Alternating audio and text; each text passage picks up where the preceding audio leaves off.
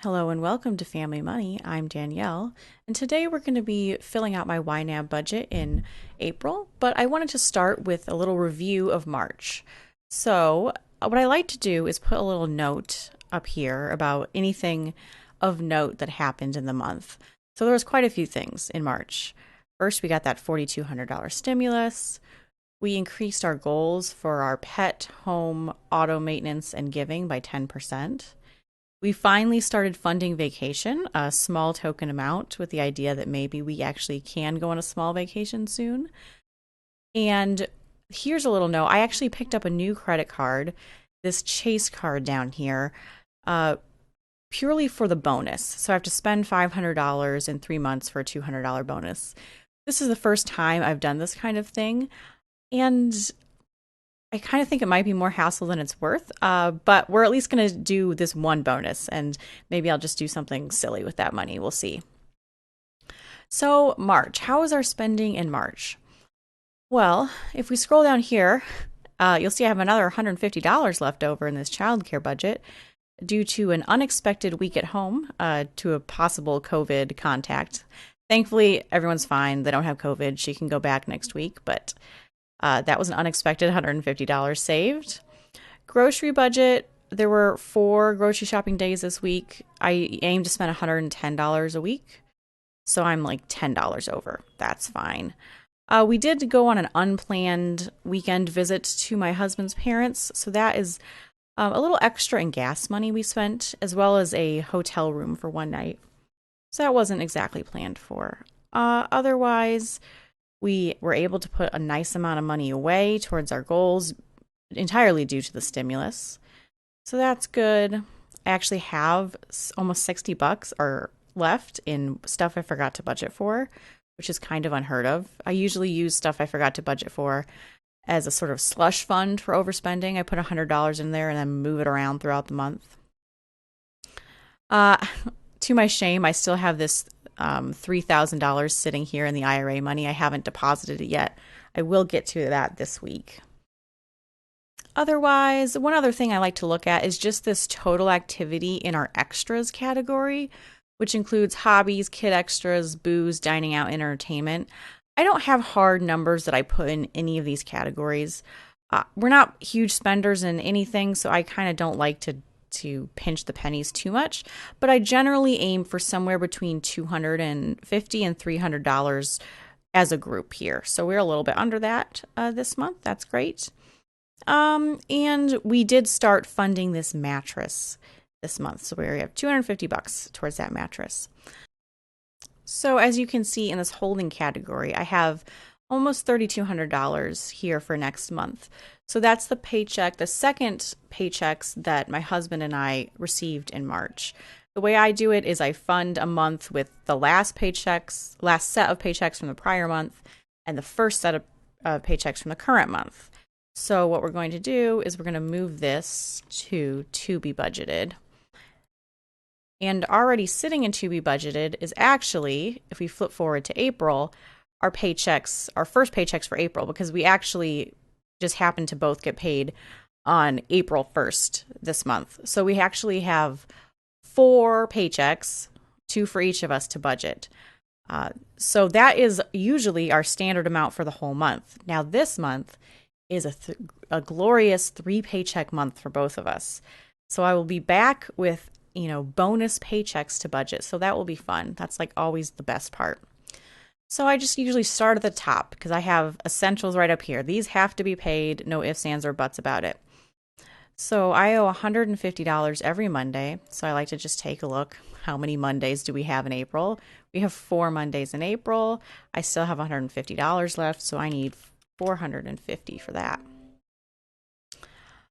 Okay, and our groceries, I grocery shop on Friday. So that's 1, 2, 3, 4, 5 Fridays this month. So I need $550. Now this mortgage, this is showing red because this is a scheduled transaction. So it hasn't cleared the bank yet, but the scheduled transaction is coming in for the 1st. Except we get to change this amount because I actually went through the rigmarole of getting my PMI, my private mortgage insurance, removed. A little hot tip for those of you who have PMI. I read my loan document and it found out that will only automatically remove your PMI when your when you reach 78%. But you can have it removed if you request it at 80%. And like those two numbers were a whole year away. So by reading my document and knowing that and marking it on the calendar, I'm saving a whole year's worth of PMI. So my new payment amount minus the PMI is $846. So that's like almost $50 a month back to my name. So that's exciting. Let's go back to here, our budget, and let me just change this in the title. $846. Now that does include not only our mortgage payment, but our property taxes, as well as our homeowner's insurance. Okay, gas. We're not planning on going anywhere. I think the typical 90 will be fine. 90 for water. Our internet is $85.95. I know that I could do like this quick budget option, but I don't want to. Like, don't take the joy of budgeting away from me. I like to do it one by one. Life insurance. Our car insurance. Electric, phone. So our phone bill is usually only about $60 a month. We had been slowly building up some money for a new purchase of a phone. I actually got a new phone in January. But my husband, he kind of just said put a hold on it, that he doesn't really need a new phone. So I'm just leaving that sitting where it is, but I'm not adding any extra to it right now. Okay, so those are our essentials. Okay, now I'm going to go to our basic true expenses. So this pet category, I always put at least $75 in it every month for just, your food and litter and that sort of thing. So that's what I'm going to put in there. And that also includes our vet bills in this $1,100 goal. So sometimes I'll put more in if we have vet bills to cover, but 75 is the minimum. Household items, I always start with 100 and I always have to put more in. Because household items for me is a real broad category. It's, anything that I wouldn't consider a large purchase for the home. So we put $75 a month in clothing. So this, I'm going to put, 150 in? Oh, it wants me to put in slightly more. I'm going to use this quick budget. Let's just have it at $250. That's a good amount to have in medical spending. Gifts, we put in $50 a month, which is kind of silly because that's not quite enough for Christmas. We usually end up making a Christmas goal closer to Christmas and funding it. I probably should be doing it throughout the year. I just don't. And I'm just kind of stubborn about it for some unknown reason. We're going to put $100 in our slush fund. Student loans. So we actually have about, I think it's like $5 or $6 grand now in student loans. We are not actually on deferred payments because they're not private loans, but they're not technically government loans either. They're Perkins loans that are from the school. So we did not qualify for the deferment. So we're just paying them. It's at a low interest rate. We had aggressively paid off higher interest rate student loans in the past. We kind of are just letting these last remainder ride and just making the payments. Okay, we're going to come back to this tax number, but we contribute right now $85 every month to our daughter's 529 plan. This is now the first month that we will be doing $1,000 a month for the IRA, which will mean that we will fully fund 2 IRAs this year, which is exciting. So this medical category, this category is actually tied to our HSA account, our health savings account. And you can only have an HSA if you have what is called a high deductible health plan. Now, as you can tell by high deductible health plan, that means it doesn't cover a whole lot of your average expenses. But the plus side is that at least my husband's company covers all the insurance expense. So we're not actually paying any money for health insurance on this plan. Instead, what we're doing is taking that money and funding this HSA with the idea that we would like to have a second child in the fairly near future. So we're building up this HSA money to then pay those medical bills. And when his new plan year starts in July, we will then switch to a health insurance plan that covers a lot more, but will then cost us money every month and will make us not eligible to contribute to an HSA anymore. So what I do, I already put in the 318 contribution back in March, but I haven't put in this 4/1. So this is $295.83 that comes out every paycheck.